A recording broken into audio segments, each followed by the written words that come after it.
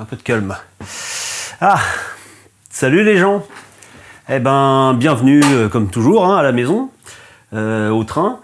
Au sommaire de cet épisode, on va parler. Attendez, comme d'habitude, j'ai pris des notes parce que sinon j'en oublie la moitié. Pic. Alors, ah oui, la première des choses, c'est que je vais réparer une erreur, une connerie. Ouais, on peut dire une connerie que j'ai dite dans l'épisode 22 à propos du comment je pourrais dire, de la modification des aiguillages avec un cœur alimenté. Parce que j'ai fait une grosse bêtise et personne ne l'a vu, mais il me semble que c'est important que je la répare. Il y a ça, ça c'est la priorité. Je voudrais aussi qu'on discute ensemble de... Comment je pourrais dire, il me semble que les fanas du digital n'ont pas bien compris ma démarche, on va dire. On en reparlera, mais effectivement, ici c'est de l'analogique. Mais j'ai absolument rien contre le digital. On en reparlera après avoir réparé ça. J'ai un petit remerciement à faire à quelqu'un. Encore, oui. Et j'ai du nouveau matériel à vous présenter parce que, comme tous les ans, à une certaine époque, on a tous une date qui nous est un peu chère. Je parle pas de Noël, je parle de l'autre. Et donc j'ai trois petites choses à vous présenter. Il y a du matériel neuf, il y a du matériel d'occasion, donc ancien, et il y a du matériel très ancien et avec un petit coup de cœur particulier. On va voir ça tout de suite. Vous êtes prêts? On est parti? Et c'est parti!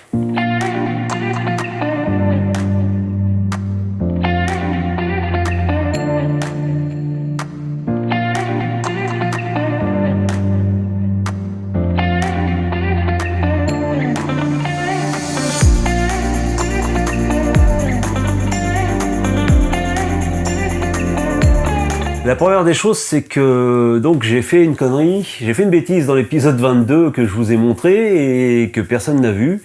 J'ai modifié 1, 2, 3, je crois 4 aiguillages, des aiguillages avec le...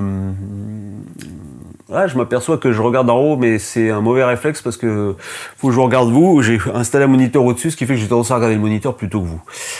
Donc je m'en excuse pour la présentation. Donc comme je disais, je vous ai fait faire une connerie sur l'épisode 22 où je vous montrais comment brancher modifier un aiguillage avec un cœur alimenté. Parce que je vous laisse là, je vous mets à ce moment-là un extrait de cette vidéo, là. Donc il faut que je soude un petit pont entre là et là, et là et là. Pour ça, je vais utiliser ce bout qui est largement assez long pour ce qu'on a besoin. Voilà. Alors je l'ai coupé, je l'ai soudé sur les 4 voies et je coupe l'excédent du milieu. Voilà. Voilà.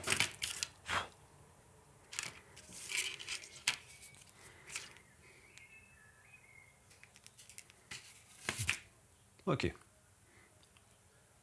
Et soudez là, soudez là. Stop! Et là, justement, à cet endroit-là, on voit que j'ai fait une connerie. Parce que je vous montre. Le cœur d'aiguillage, c'est toute cette partie-là. Ok?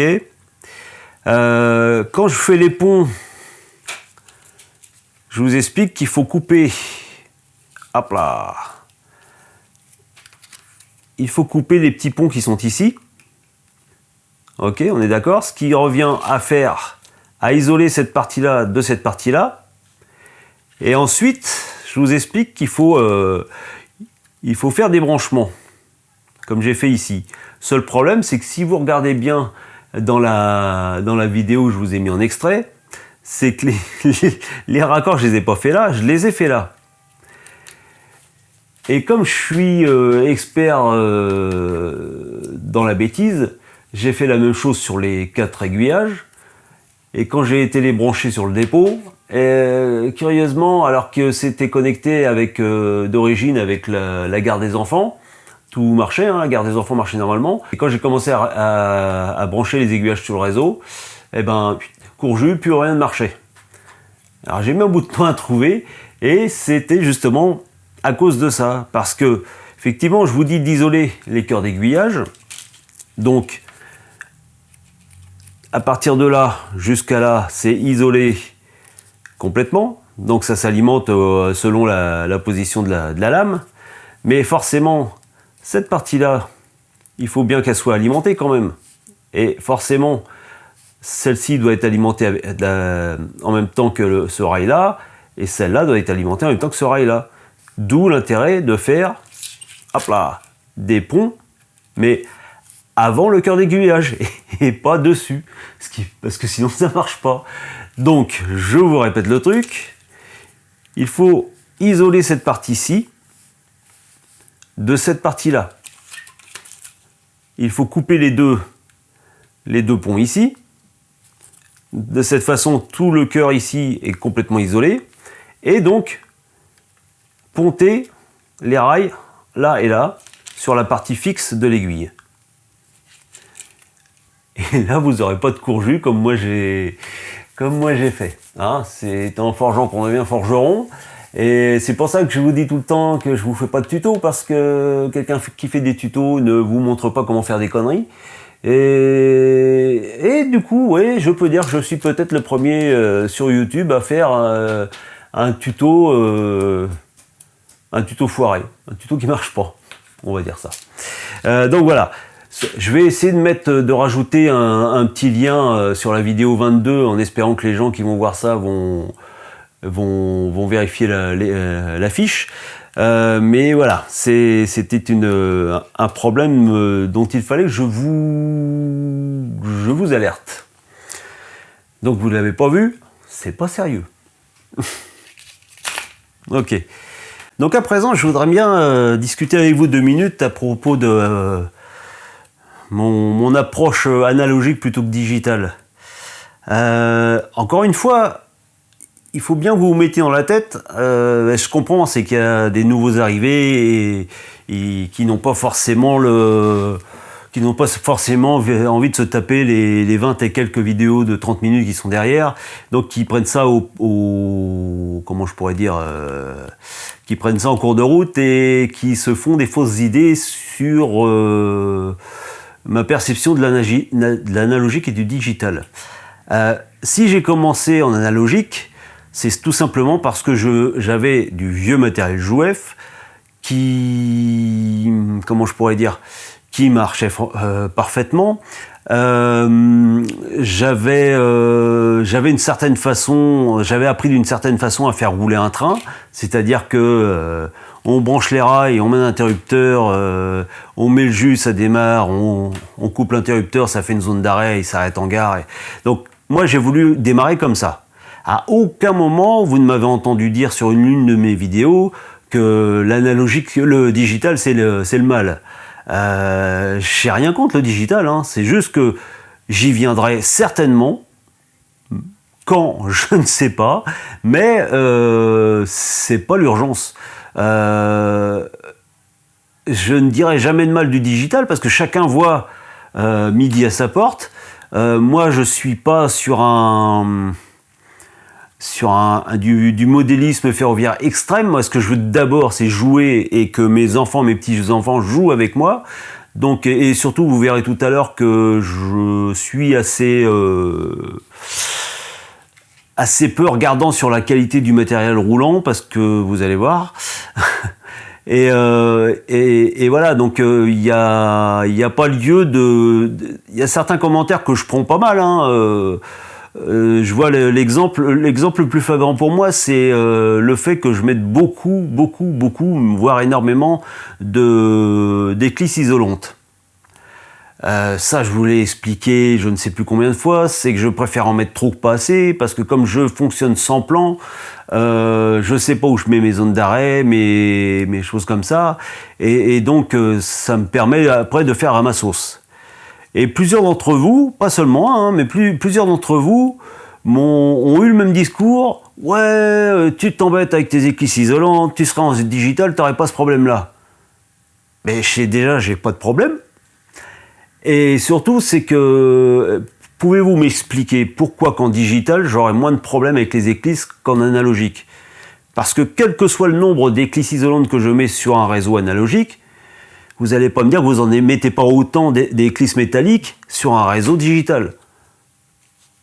Que ce soit des éclisses isolantes ou des éclisses métalliques, il faut bien que vous en mettiez, que vous soyez en analogique ou en digital. Donc quand vous me sortez des phrases « Ah, tu t'embêtes avec tes éclisses isolantes, en analogique, tu n'aurais pas ce problème », bah j'aurais tout à fait le même problème parce qu'il faudra que je mette autant d'éclisses isolantes ou pas isolantes. Donc ça, c'est... On commence à voir poindre dans les nouveaux arrivés, je dirais, des extrémistes du digital. Mais encore une fois, vous avez raison, effectivement, je m'embête sur certains points, et je m'embête pas avec d'autres, je m'embête avec certains points que je n'aurais pas si j'étais en digital, mais il y a certaines autres choses que je zappe parce que je suis en analogique. Encore une fois, par rapport à ma façon de gérer le réseau, de faire rouler le réseau, et par rapport au tracé de mon réseau, il y a aussi beaucoup de gens qui me demandent comment je fais les cantons. Pour l'instant, ça va vous paraître étrange, hein, mais il n'y a pas de canton sur mon réseau. Si vous avez, pourtant je l'ai comment je pourrais dire, je l'ai martelé maintes et maintes fois sur les premières vidéos. Mais encore une fois, hein, je vous comprends, hein, on en est à la 24 ou 25e. Des vidéos d'une demi-heure, on ne s'étape pas comme ça tout le temps. Encore une fois, pour l'instant, et ça risque de durer parce que je vais vous refaire voir le fonctionnement de mon réseau, mais il n'y a pas d'automatisme sur mon réseau. À part le fait que quand je bouge un bouton, maintenant les aiguillages fonctionnent. Mais je n'ai pas de canton. Ça va pas vous paraître étrange, mais je n'ai pas de cantonnement. Parce que ma voie principale est en os de chien, donc un train qui part d'un point A, il ne va pas vers un point B, en fait, il revient sur le point A. Donc déjà, s'il est tout seul à rouler sur cette voie-là, je n'ai pas besoin de canton. Ensuite, l'avantage, c'est que comme ça, je peux faire rouler un seul train, sans le surveiller, tout en faisant des manœuvres sur la voie de la gare marchandise, voire même lancer un train de la gare des enfants. Ça se complique un peu si j'ai deux convois sur cette voie principale. Mais maintenant que je commence à connaître mon matériel, je sais quel train faire fonctionner avec tel autre, parce qu'ils ne vont pas forcément se rattraper dans les secondes qui vont suivre. Donc encore une fois, hein, moi ce que je veux, c'est m'amuser avec mon train. Je le fais le plus simplement du monde. Quand j'aurai vraiment... là, on ne parlera pas du dépôt cette fois-là, parce que j'ai avancé un peu, mais c'est pas visible. Et puis, je ne vais pas vous refaire j'ai déjà fait deux vidéos sur les tableaux de commande. Je ne vais pas vous en refaire une troisième, c'est exactement la même chose. Donc, voilà. Donc, le dépôt avance doucement. J'ai tout ce qu'il me faut maintenant pour faire le tableau de commande. Donc, je vais attaquer le tableau de commande. Je vais commencer à faire, et effectivement c'est pareil, j'ai pas de signalisation sur le réseau pour l'instant, parce que pour la simple et bonne raison que je ne sais pas comment ça fonctionne, je ne sais pas comment feu rouge, feu vert, la signalisation des trains, je ne sais pas comment ça marche, et je vais faire ça comme j'ai toujours fait, c'est-à-dire que quand le réseau sera terminé du point de vue des rails et des interrupteurs et tout ça, je vais commencer le décor. Je vais faire le décor sans m'occuper de la signalisation. Et comment ils ont fait à l'époque avec les premiers trains? Vous n'allez pas me dire qu'ils ont commencé à mettre de la signalisation quand ils ont fait rouler le premier train. Il n'y avait pas de signalisation. Donc il y avait pourtant les rails, il y avait la vie autour, et ils ont bien réussi à mettre de la signalisation après. Donc moi, dans l'idée, ça va être ça. C'est que j'installe mon train, je fais en sorte qu'il soit jouable. Quand j'en serai à ce point-là, parce qu'il y a encore donc la partie dépôt, quand la partie dépôt sera terminée, j'attaque comment je pourrais dire, le décor général. Et quand j'aurai fini, je m'attaquerai justement à toutes ces petites choses-là. Pour l'instant, j'ai pas prévu non plus, par exemple, d'éclairer les bâtiments. Parce que quand j'arrive, j'allume la lumière. donc pour moi il fait jour sur le réseau, donc les lumières pour l'instant c'est pas, je reconnais que c'est très beau, pour l'instant c'est pas l'ordre du jour, on verra. J'ai mes vieilles locaux, il y en a au moins je dirais 4 sur 5 qui n'ont pas de lumière, donc allumer des maisons, des commerces, des choses comme ça, et puis faire passer des trains sans lumière, c'est un peu... Voilà, mais il faudrait que je mette des lumières dans les wagons et tout ça. Je ne dis pas qu'il ne faut pas le faire, je dis que moi j'en suis pas là et que je le ferai en temps venu. Donc il y a énormément de choses à faire sur un réseau. Chacun fait avec d'abord les moyens qu'il a, la place qu'il a, l'envie qu'il a, et puis c'est tout quoi.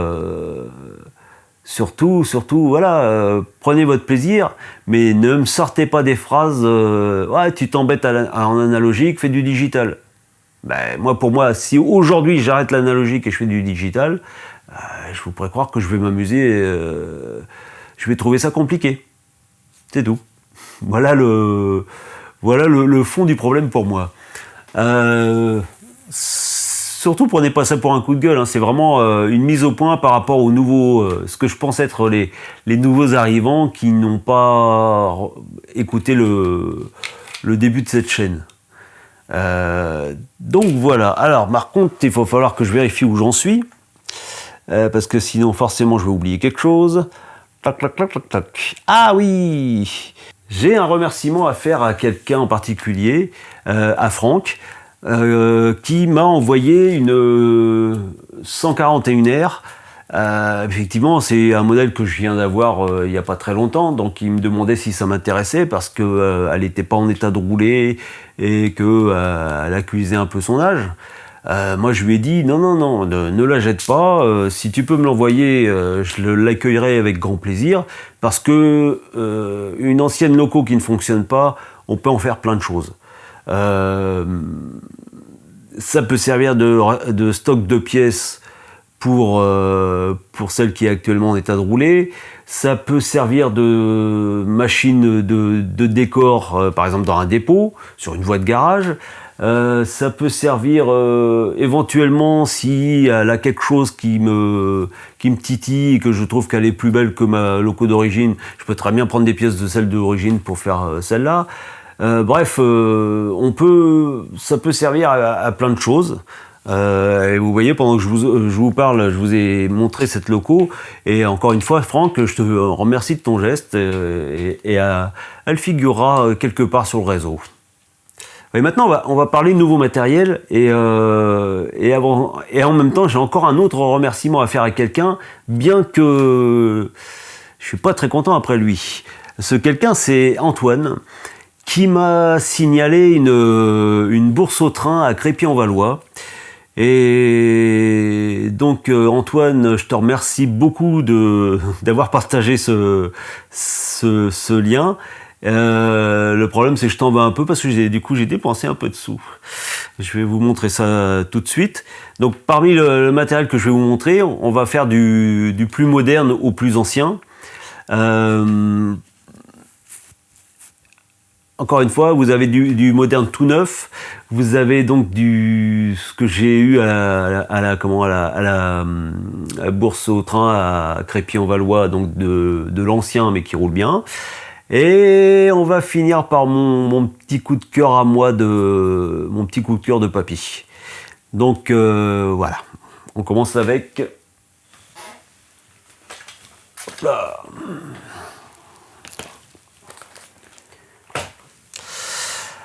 On va commencer avec le premier.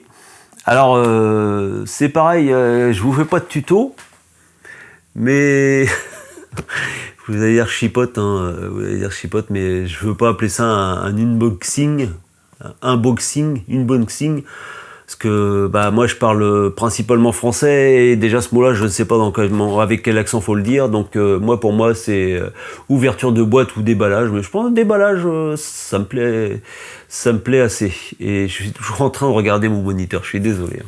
C'est une habitude qu'il va falloir que je perde.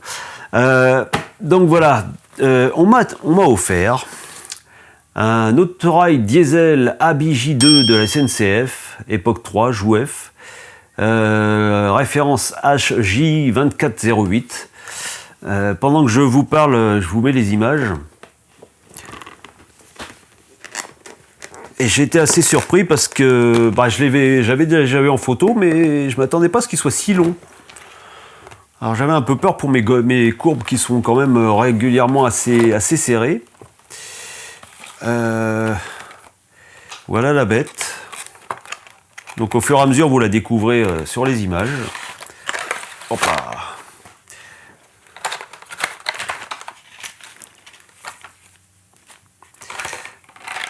Alors, tac, tac, tac, tac, tac. Une belle boîte bien avec une mousse assez protectrice, l'emballage plastique avec le petit film protecteur. Alors, il y a une petite notice en 2 parties. Où j'ai mis le deuxième partie?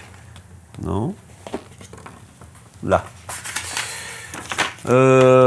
Tac, tac, tac, tac, tac. Ben ça, c'est juste les généralités. Conseil d'utilisation, entretien de routine. Ah, entretien de routine. La locomotive est équipée d'un moteur scellé de longue durée à 5 pôles qui n'exige aucun entretien. Eh ben voilà. Dans les conditions d'un dépôt noirâtre finit par s'accumuler sur la surface des rails, une partie de ce dépôt sera transférée sur les roues de la locomotive. Il est donc essentiel d'assurer la propreté des rails et des roues. Pour cela, il suffit de les essuyer avec un chiffon propre et non pelucheux. Ok, d'accord. Lubrification, bien que la locomotive ait été lubrifiée pendant sa fabrication, le lubrifiant peut parfois sécher au cours du stockage. La lubrification doit être réalisée tous les 6 mois environ ou toutes les 100 heures d'utilisation. J'avoue que je ne regarde pas les heures. Alors, l'autre document, il y a comment ouvrir la caisse. Ça a l'air assez simple. Et il y a comment on pourrait dire ça, les pièces de rechange. Il y a une feuille de pièces de rechange parce que c'est livré avec quelques petites choses. L'ennui pour moi, qui ne suis pas très doué, c'est que la majorité de ces pièces-là, je ne sais pas où elles vont. Bon, les rouges, c'est pour mettre dessous, hein, ça c'est pas compliqué. Les espèces de flancs de bogies, je suppose que ça va sur les côtés, mais est-ce qu'il faut les mettre? Est-ce qu'il ne faut pas les mettre? Est-ce que ça va pas réduire le rayon de braquage? Je ne sais pas, et je ne sais pas où les mettre. Et tous les petits accessoires autour, là c'est pareil, j'aurais bien aimé avoir un plan détaillé ou une photo d'un original ou... ça m'embête un brin parce que ça a l'air intéressant et puis c'est le genre de... soit on ne met pas du tout de remorque, soit si vous en mettez une, vous la mettez toujours du même côté, donc on pourrait avoir un côté un peu plus fini. Mais pour moi, si c'est pour les installer, les coller en les mettant là, pas là où il faut, je préfère m'abstenir, à moins que... je sais pas. J'ai été voir sur le site de Jouet, voir s'ils en parlaient, non, rien. Sur 2-3 forums, c'est pas très clair, donc voilà. Donc c'est dommage d'avoir ces pièces-ci, et puis de pas savoir quoi en faire. Donc je vous ai raconté que je suis allé à la bourse aux jouets à Crépy-en-Valois, et j'ai acheté une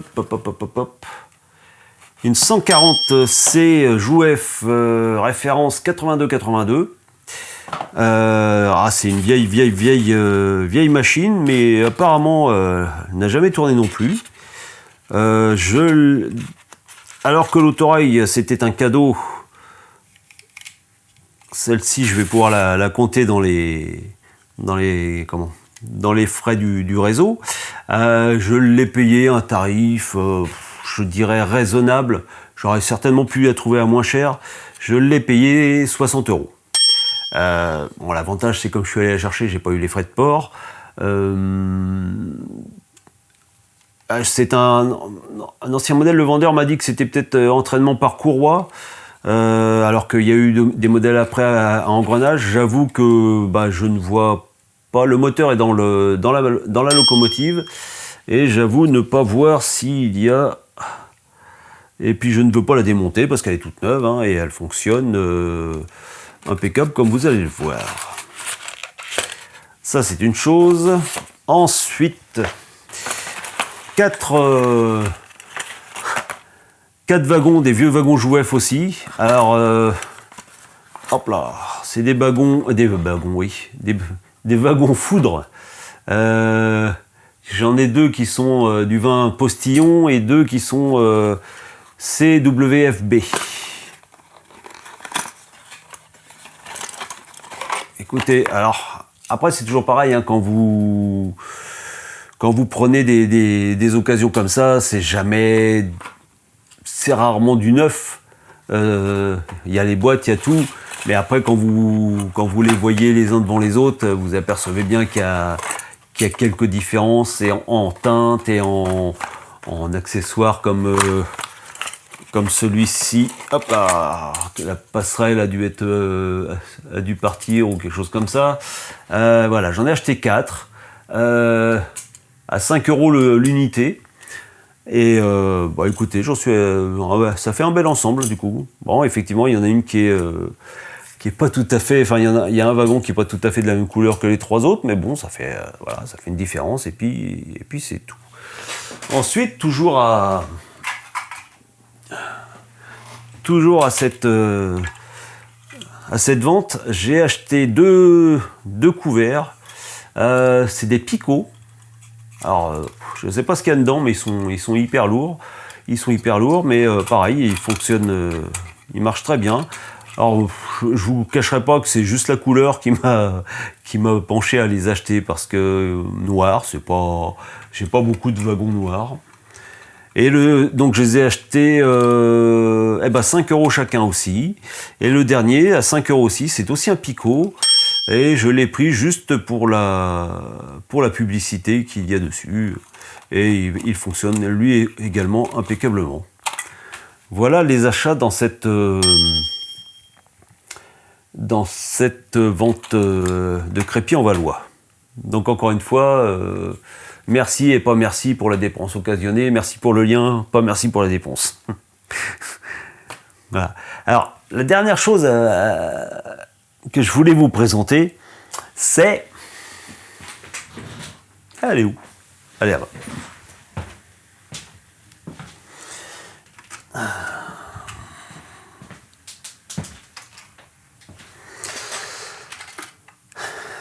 C'est ceci.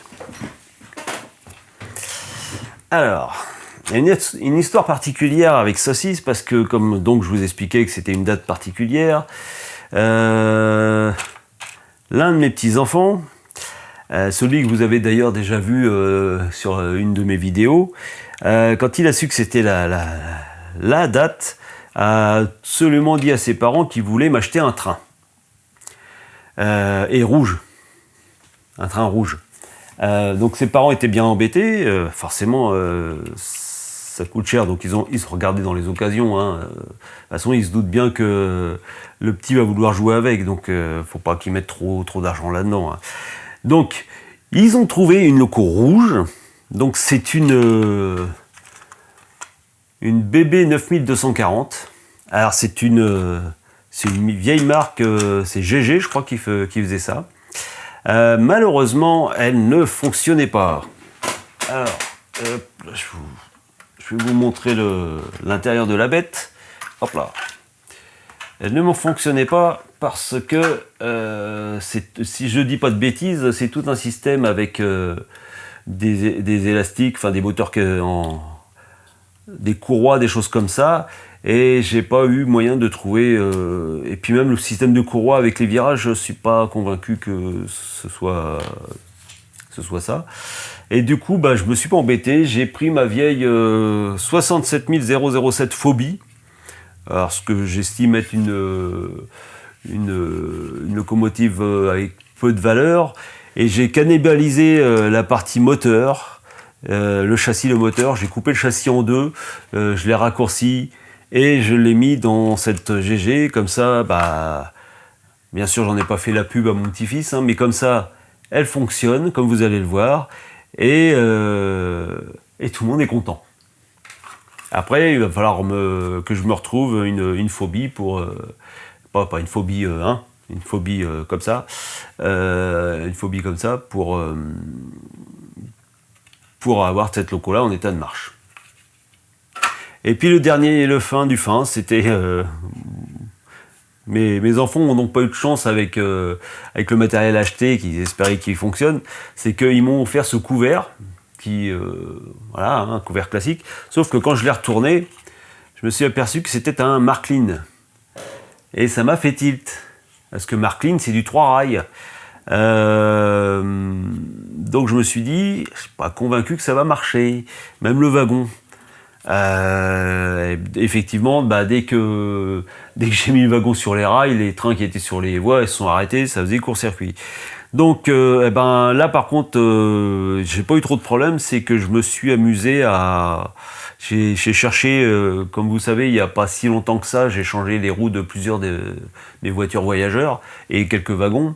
Donc je les ai gardés, les roues que j'ai changées, et ce que je me suis amusé, c'est que j'ai gardé l'axe Marklin, et de deux côtés, j'ai mis des roues isolées Jouef, et ça fonctionne impeccablement. Et en plus, ce wagon-là en particulier, je pense que je vais le garder longtemps, parce que il a été, comment je pourrais dire, il a été tagué par des vandales qui se sont introduits dans le dépôt, et je vous laisse regarder pourquoi je vais le garder. Voilà. Donc comme vous voyez, je suis pas très regardant sur les choses. Tant que ça marche, tant qu'on s'amuse avec, c'est le principal pour moi. Donc sur ces bonnes paroles, prenez soin de vous. Désolé encore pour les regards qui ne sont pas là où il faut, parce que j'ai encore du matériel en test auquel je ne suis pas habitué. Donc ici, j'ai un moniteur au-dessus. Donc j'ai tendance à regarder le moniteur alors que je sais très bien que c'est l'objectif, et là c'est pareil, j'ai l'écran juste à côté, j'ai un peu peur que vous me voyiez regarder sur le côté alors que je devrais pas le faire. Donc sur ce, prenez soin de vous.